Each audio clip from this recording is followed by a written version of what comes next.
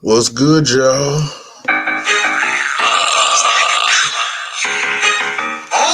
Got a good show for you tonight.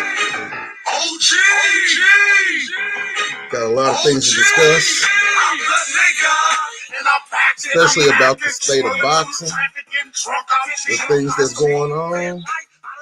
Canelo, David, Andre, all of the above. So, with that being said, I ain't got nothing else to say, but welcome to the Red Corner, y'all.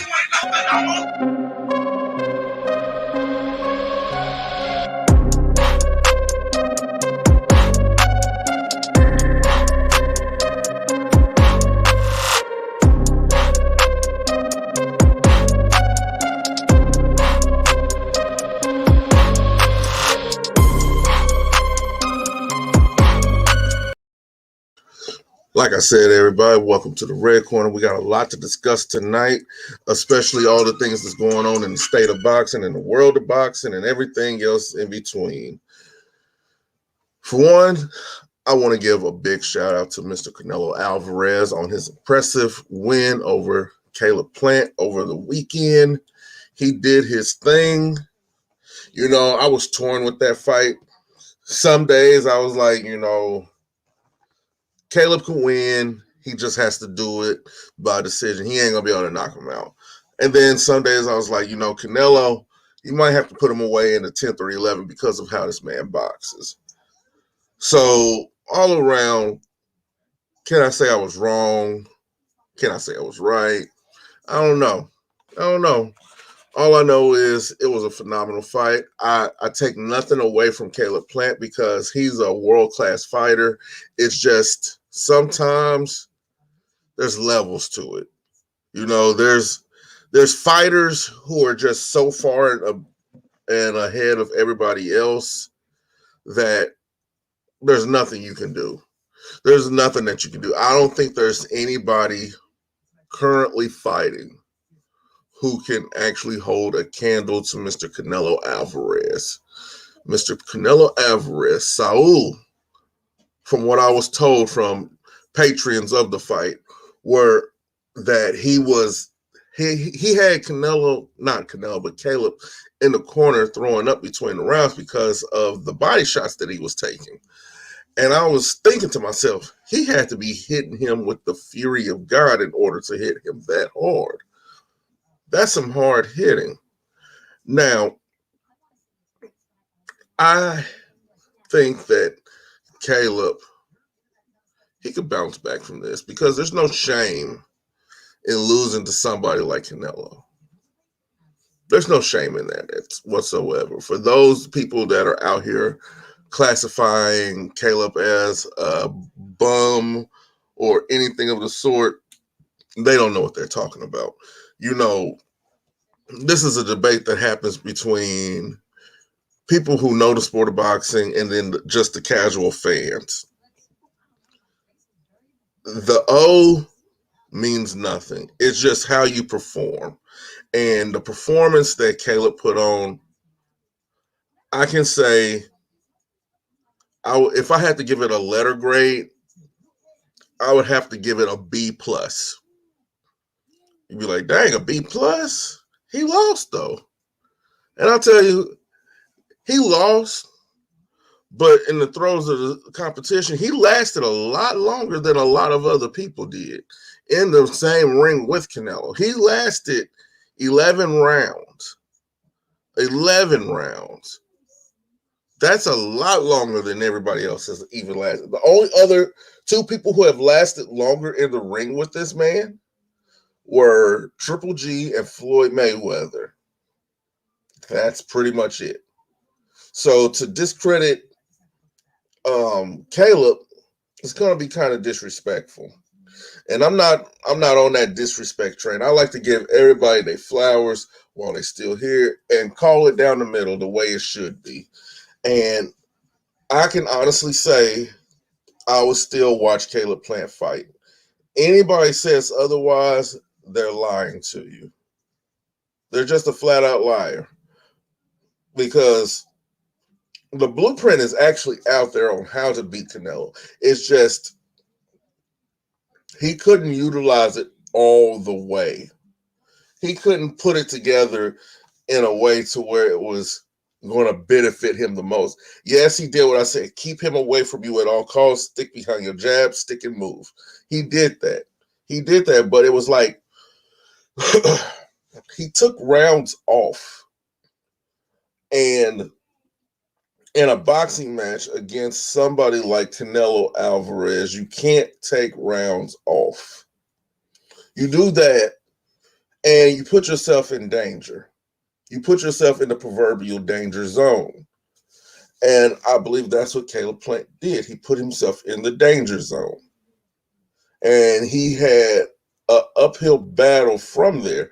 Now, he was winning a lot of rounds, contrary to what people believe, because I've noticed something. I noticed the tactic that the networks use when it's a major fight and there's a favorite involved. When the favorite to win the fight is not winning, they will not show the scorecard. They won't show the scorecard at all. What's going on, man? How you doing? How you doing? How you doing? They won't show the scorecard at all. What they'll do is they'll wait till the person is up, then they'll show the scorecard. Because for the first, I want to say 6 rounds, for about the first 6 rounds, I can say that I had Caleb Plant pretty much up. Pretty much. He was pretty much up in that fight. Excuse me, there is until Canelo got up. And when Canelo got up, you couldn't miss the scorecard. Scorecards everywhere. Everybody get a scorecard. You get a scorecard, I get a scorecard. Everybody just gets a scorecard. And all the scorecards read the same. It had Canelo up. But that's just the state of boxing. That's the boxing politics. Ain't nothing too much we can do about that. But what I do want to change, I want to change people's perceptions of the way these fights are going.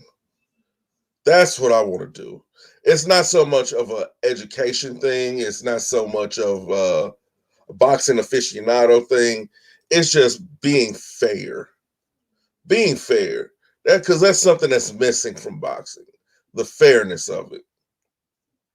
There's a lot of people who say that they're boxing fans when they can't tell you much about the sport.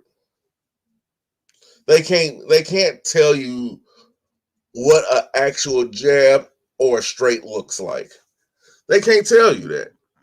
They just tell you that they like the sport. They just say that. That's all they say. And that's sad. But back on topic. Canelo is the undisputed pound-for-pound king right now. He is. Canelo Alvarez is the undisputed pound-for-pound king.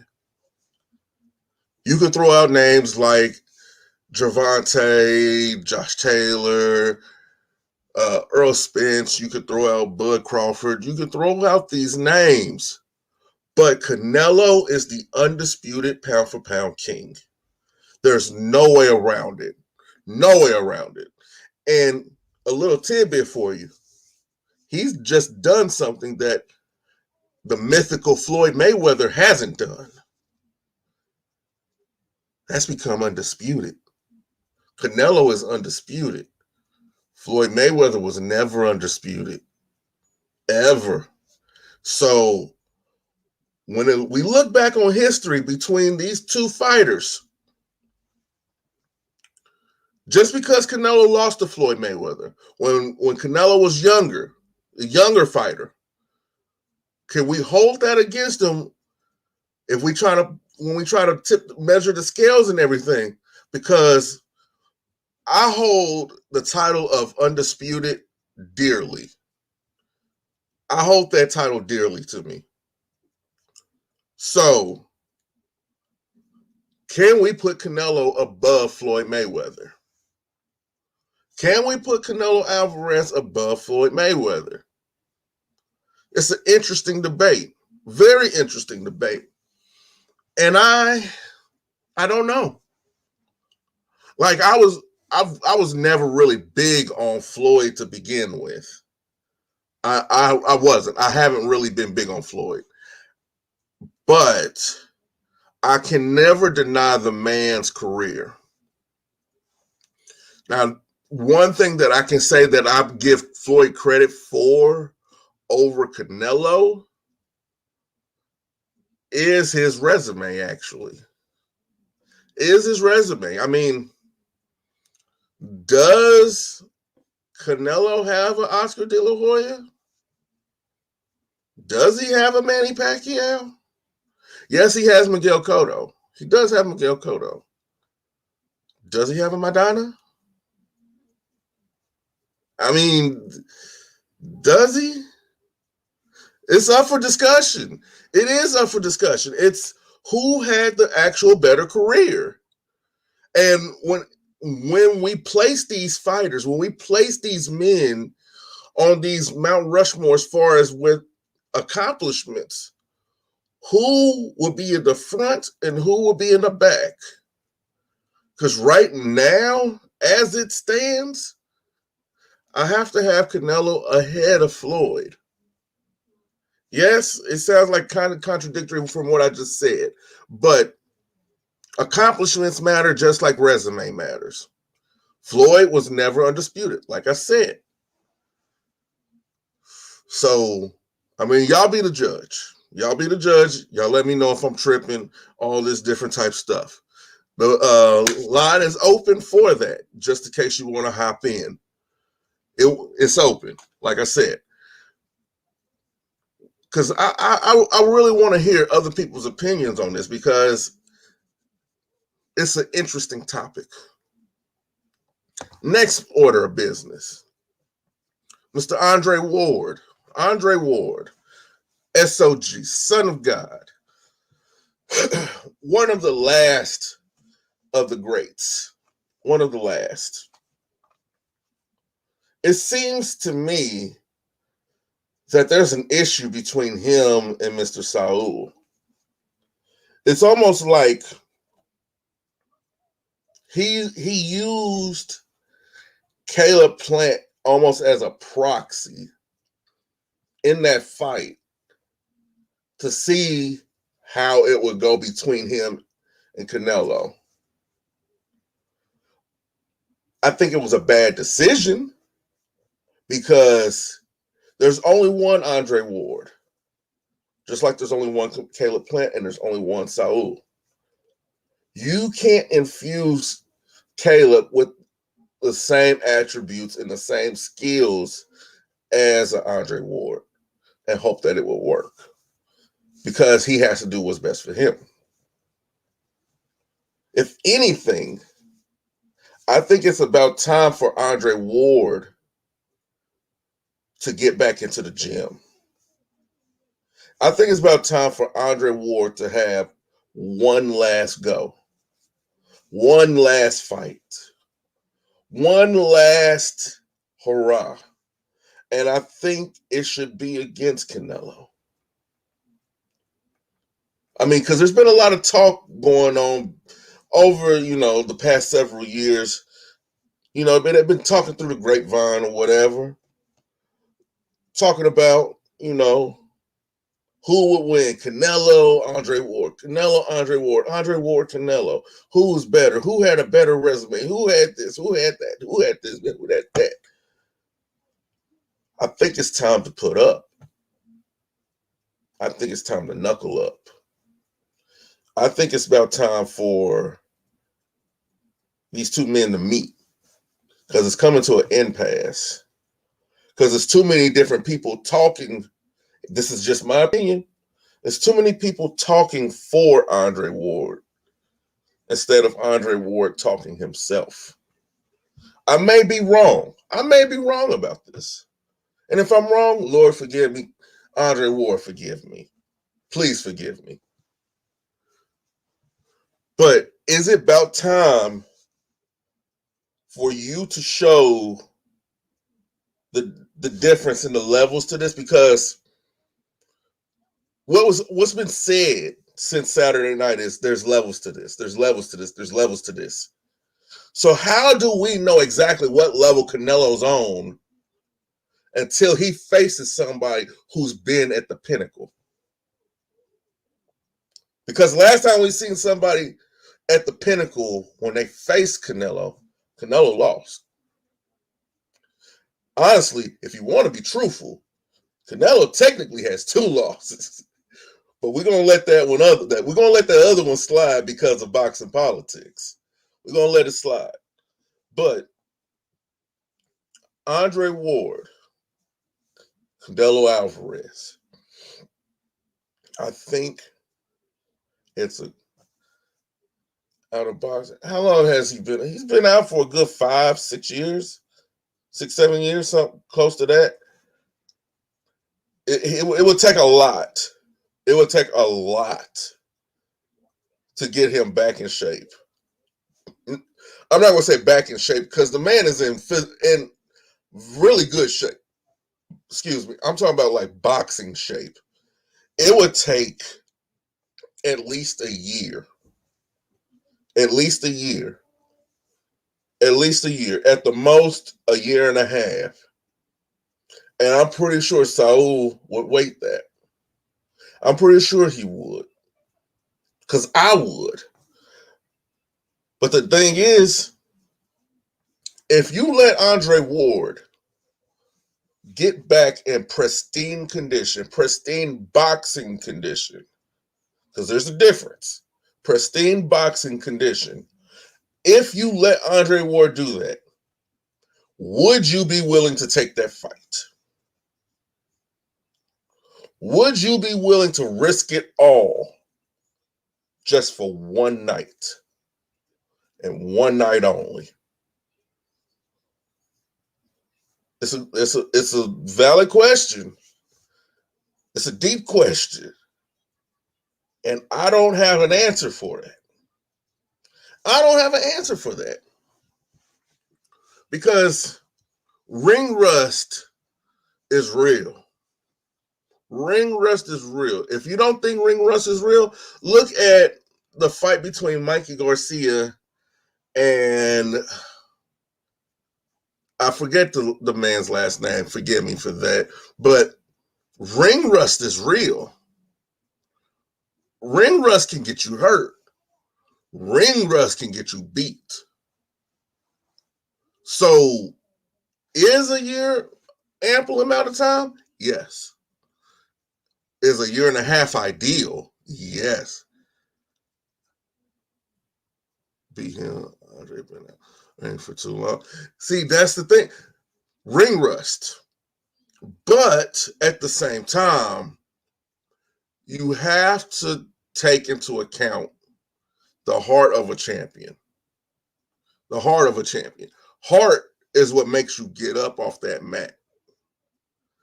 Heart is, I don't think Andre Ward tasted defeat. Like true defeat.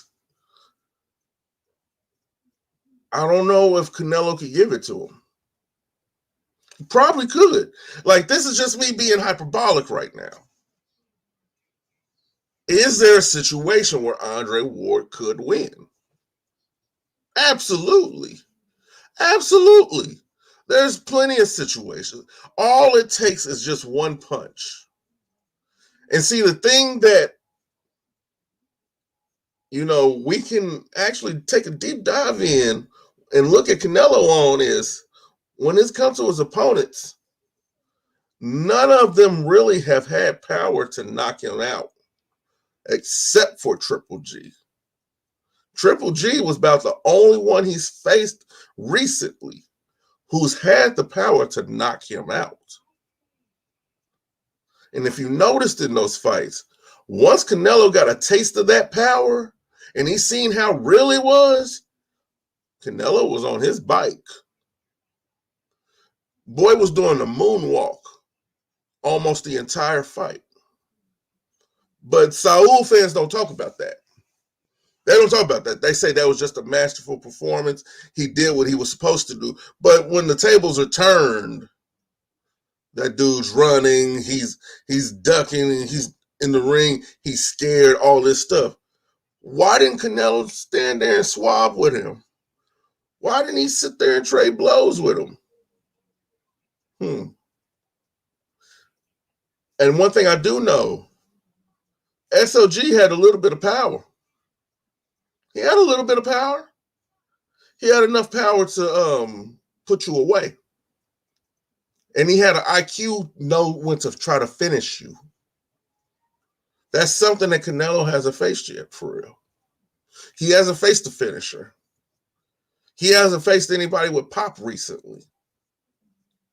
So that would actually be a very dangerous fight for him. Very dangerous. Very, very dangerous. But I digress.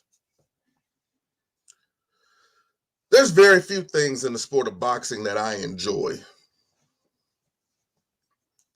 There's very few things in the world of fighting that I enjoy, like I've really been enjoying recently. Very few things. Very few. If it's not one thing, it's another.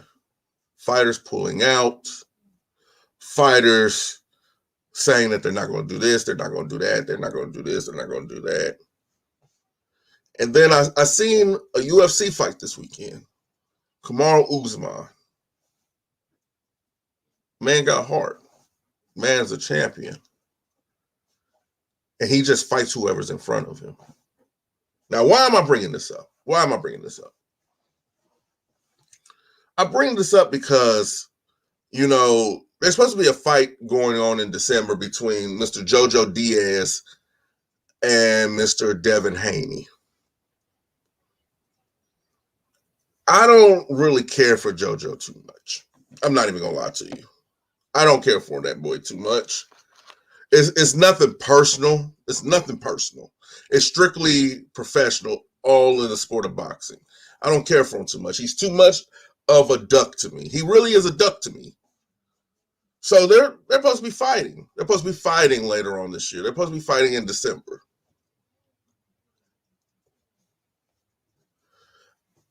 Yeah, that's true.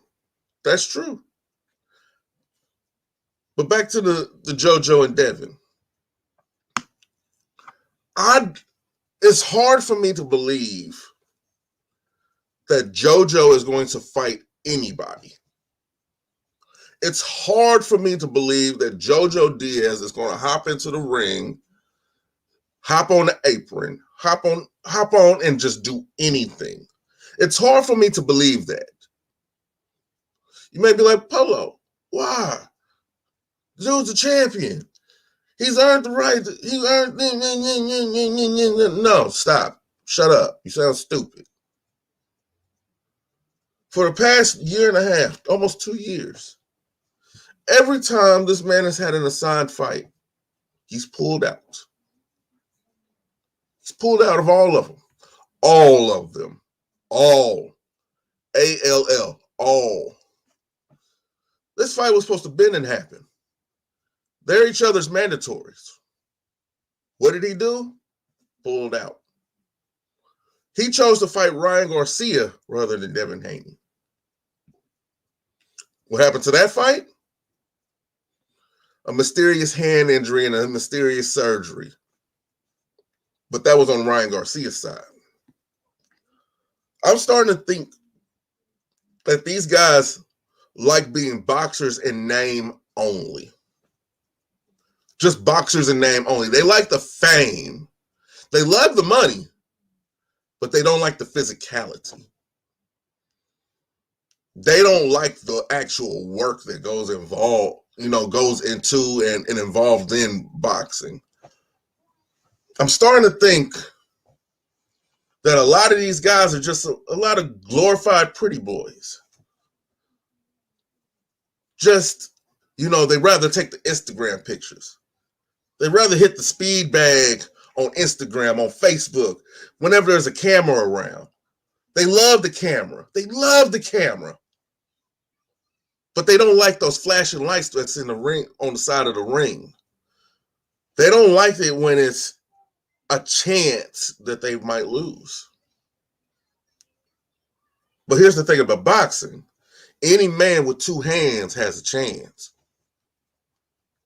That's why they're not in the ring, because anybody has a chance of putting them on their butt. So far as this Devin Haney fight with JoJo Diaz, I'll believe the fight is going to happen when the presser happens. When the presser happens, that's when I will believe the fight is on. Anything before that, nope, I do not believe it. Excuse me. I do not believe it. I will not believe that JoJo Diaz is going to fight Devin Haney. I can't believe it until the presser happens. I can't believe it until the weigh-in happens. I can't believe it. I won't believe the fight is going to happen until fight night. That's where I am with JoJo Diaz. What's going on, E-Dub? What's going on, man? I refuse to believe it. I refuse to, because of the track record. And I have to be objective. I have to be objective also. I have to. Devin doesn't have the best track record either. He doesn't. And I'm not going to say that it's any fault of his own. I think it just comes with the territory. I think that's what it is. I think it's just one of those things. But what happened in that meeting? What happened in that meeting when you were talking to Bob about Loma? What happened in that meeting? What happened in that meeting when you were supposed to fight Tio? No, Tio is a different story. But what happened in that meeting when, Loma was thrown on the table? Because it could have been easily, instead of Comey and Loma, it could have been Devin and Loma. But what happened in that meeting? How's that meeting fall apart? How all of a sudden numbers don't add up? Now, I'm not saying that Devin is a duck. I'm not saying that. I just want to know what happened in that meeting. I want to know, how did you end up with a lesser name when you could have went after a bigger name? Yeah, JoJo got a belt. Yeah, JoJo got a belt. Good. But you beat Loma? You know what that do to you? You know what that does for you? You know what that does to the boxing world? That rumbling young man, Devin Haney, beats up on Lomachenko? You know what that does? Maybe I'm just talking to air. Maybe I'm on to something. Maybe I'm crazy. Hell, all I know is I'm Polo.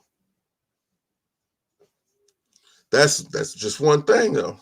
That's just one thing. But there's going to be more developing on this. There's going to be a lot more. Like I said, the fight's supposed to happen in December, and it's getting late in November now. It is. They wanted Devin to...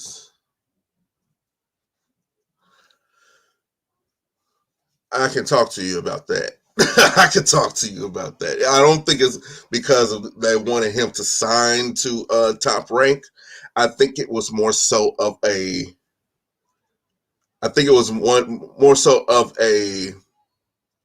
package deal, like how Canelo is doing right now with PBC, like a 2-fight deal, 3-fight deal, 4-fight deal. Because you got to remember, at that specific time, that's when Devin was away from Matchroom. So he didn't have any covering. He didn't have any support. He didn't have a quote-unquote house to go to, which is a good thing, because you can leverage your fights. You can leverage all that stuff. That's a beautiful thing. That's what Canelo is doing. He's selling his fights to PBC. He's selling his fights for 3 fights, 4-fight deals, all this different type stuff. These are deals. But if you are that guy, and you feel in your whole heart of hearts that you are that guy, would you be willing to take a 2 or 3 fight deal? Just a 2 or 3 fight deal. And the one thing that you cannot say about Bob Arum will get you into the ring. This is a fact. Fast. He will get you into the ring. He will get you in there. He will. So a 3-fight deal, you fight in January probably, or say for instance, all this took place. First fight, granted, probably would have been Lomachenko. But the rest of the fights depend on how well you do in that. You knock off Loma first fight, Bob ain't gonna have no choice but to put you in there with Tio. You get Tio. You beat Tio. Because I think Devin could beat Tio. But then that third fight, which will be at the end of that year, it'll be a rematch. It would probably be a rematch between Devin and Loma. And you beat the man once. So you should have all the confidence in the world that you could beat him again. There's your 3-fight deal. It's over by November of next year. By November of next year, your 3-fight deal is over with. And you have belts. You have clout. You have all the things that make a boxer a star. You have names under your belt. You have recognition. You have all of this. But what happened in that meeting? What was said in that meeting? How'd y'all talk your way out of this? Was it a money issue? Or was it the fact that you weren't fighting who you wanted to fight? I don't know. That happens. It happens. It happens. And that's okay. It's okay. Devin, you will get your time. You will get your time. I'm sure about that. You will. I just hope that there's no shenanigans that go on, and for some reason you get beat by JoJo. If that happens, I'll hate to say it, but Eddie gonna have something nice for you. Mr. Eddie Hearn is gonna have something nice for you. But you ain't gonna think it's nice. You almost gonna be a stepping stone at that point. But that's why I want you to win. I want you to win. I want you to beat JoJo. I want you to beat JoJo so you can start crying from the mountaintops. Where is Ryan? Because honestly, out of the young man, I love you. You, Shakur, and to a lesser degree, Tank. Y'all the only ones fighting. Oh, I wish I could say, oh, you can't run. Hell, you could call me. You could call me. You still got my number? If you still got my number, bro, you could call me. I can shoot you a text and you can put me up on game. I just won't say nothing. I won't say nothing. If it's that serious, I won't say nothing. But you can always hit me up. Remember that. You can always hit me up. You can hit Slick up. You can hit any of us up. You can hit us up on the DM. You can hit me up on text message. It's like that, man. But if there's information that you have that could shed some light on this, but you don't want me to say nothing, you can still tell me because my word is my bond. There's plenty of stuff that I'm not reporting on right now. There's a lot of stuff that I can tell y'all. A lot of stuff that I can tell y'all right now. But I just can't.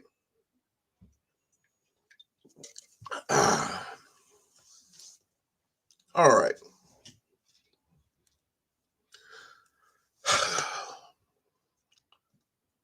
It's been a wonderful November so far. November's been wonderful. And adding to the excitement and the wonder,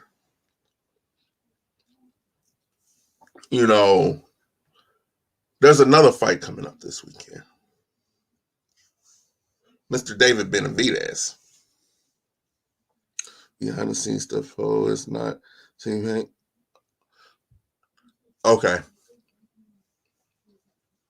Okay. I got you. David Benavidez. This fight, it's, how do I put this? It's not really anticipated the way that it should be, or if at all. The guy who he's fighting, he's a fresh face. He's a fresh face. He's a relatively new fighter, or new to me fighter. Last time I seen this guy, he was fighting and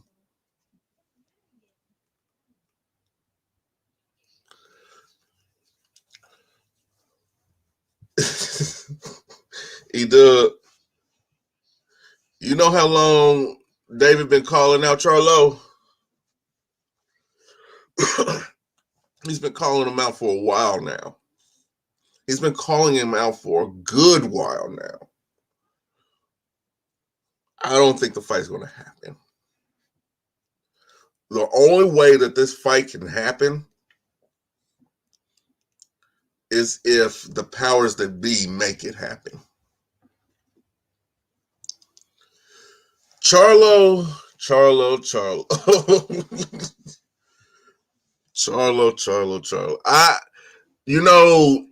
I was on Barbershop Conversations last night, and we got in depth on this issue with the Charlos, and the point that I brought up is, and Barbershop called it pretty much Ric Flair syndrome, and I had to agree.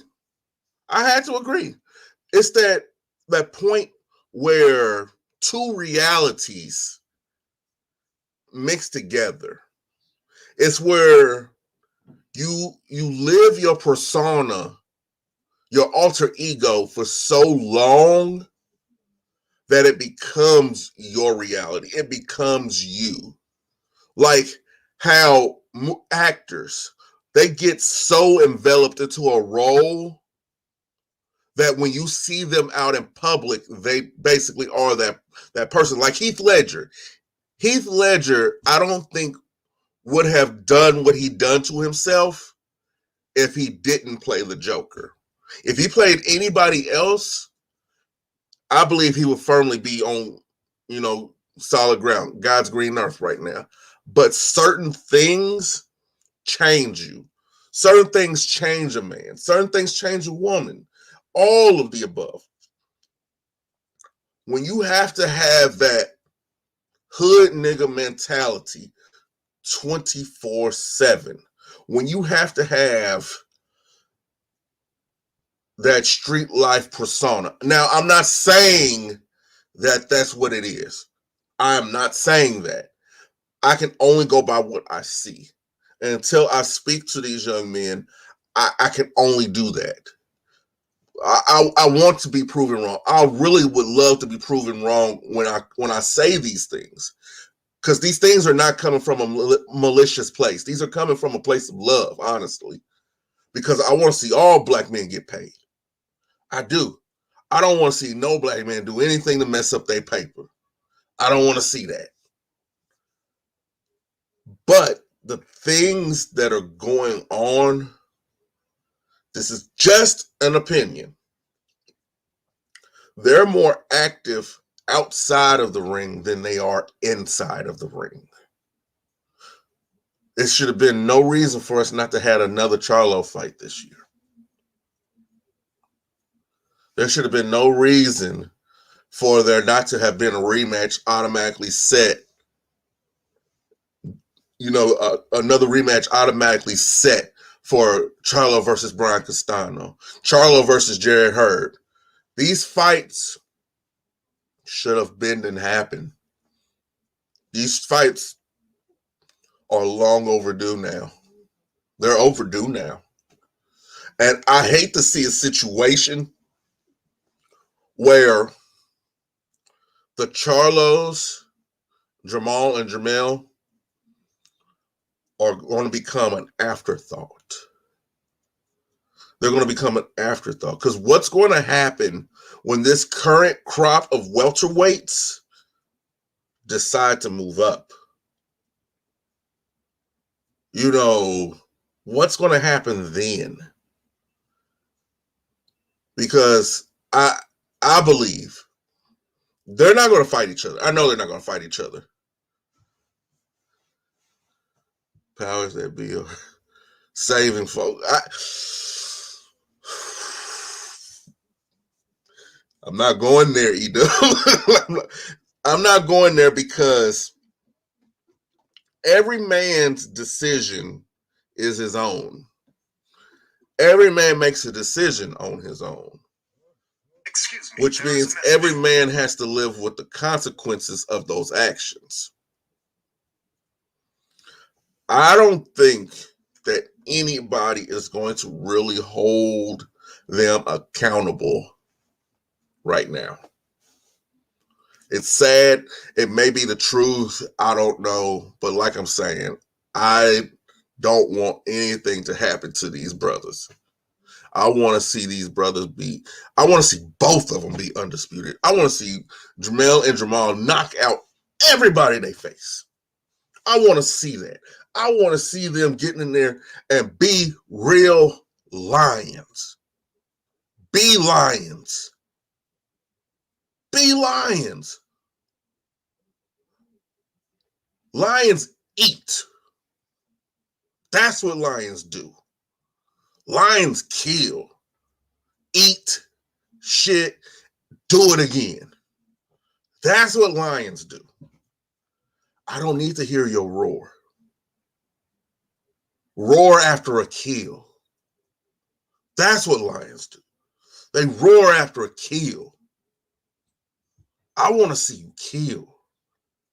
Not outside of the ring, inside of the ring.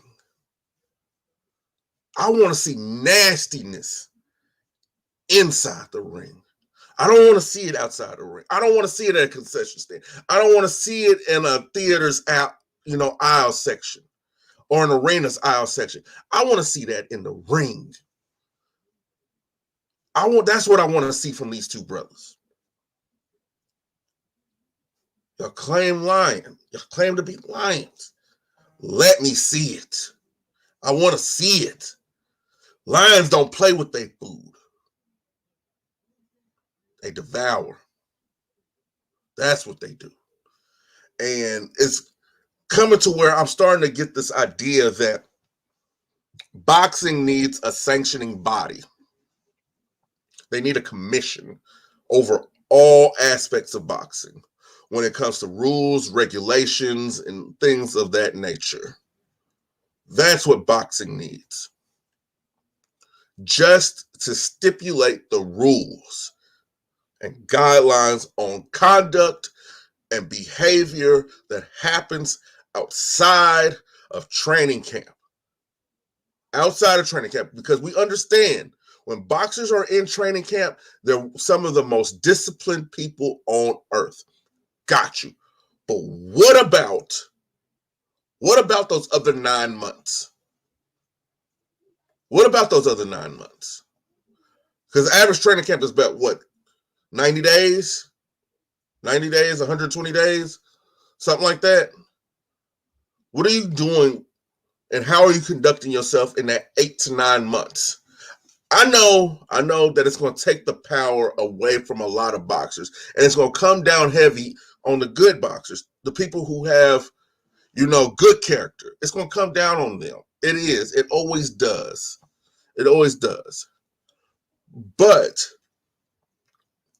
for the boxers who do not, and I repeat, do not live a life that represents the sport. it's going to change things. I think there will be a lot of stars disappearing. There will be a lot of new stars, and you could make boxing a lot more marketable that way. You could. You really could. But with the way the money is, could that actually happen? Is it way too much money in the sport of boxing to just let these people get in some kind of control? It's a sad thing because, okay, I get that the NFL structure, their thing. I get it. I get the NBAs. I get the MLBs. I get all that. But boxing has a chance to be revolutionary with it.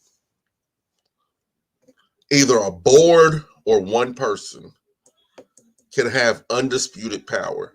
Not over the promoters. This is not power over the promoters.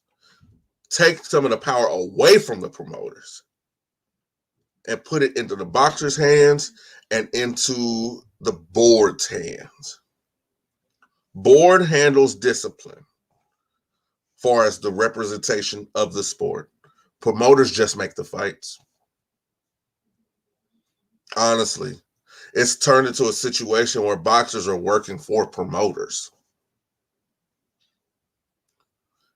And anybody that knows boxing, who has watched boxing for a long time, knows that that's not the way it's supposed to be. Boxers are supposed to be basically independent. The promoters are supposed to work for the boxer. This is the structure. This is the structure that it was all the way up until, I want to say 15 years ago, 10, 15 years ago. I'm not sure. But it's time for boxing to go back. It's either time for boxing to go back or it's time for boxing to be torn completely down and rebuilt from the ground up. Listen to me. Listen to me. This is the way you do that. That's how it has to be done. And until that happens, things are going to stay the same. You're going to hear about boxers getting drug charges. You're going to hear about boxers drinking and driving. You're going to hear all these horrific things. All these things. Yes, tear it down. Tear it down. What did Nixon tell Gorbachev? Gorbachev, tear down this wall. Tear down this house. Tear it down. Tear up this foundation. You need a whole new foundation. None of it's bad. It's cracks all in the foundation. Cracks all in it. Cracks everywhere. It's no good. And you know a house that's built on a bad foundation can never stand long. And with the introduction of the Jake Pauls, the Logan Pauls, all these different commodities, these things, because that's what I'm calling them. I'm calling them things because they're not boxers. It shows the flaws in this house. This house is ready for demolition. This house is you can't do a makeover. It's too late. It's too late for the makeover. Why would you paint a wall that got cracks all in it? Why are you putting new furniture in the house when it got roaches? Why are you buying brand new sheets when your mattress got bed bugs? You get what I'm saying? It's time for boxing to have a revolution. It's time for boxing to do some new things. It's time for boxing to change. But hell, what do I know?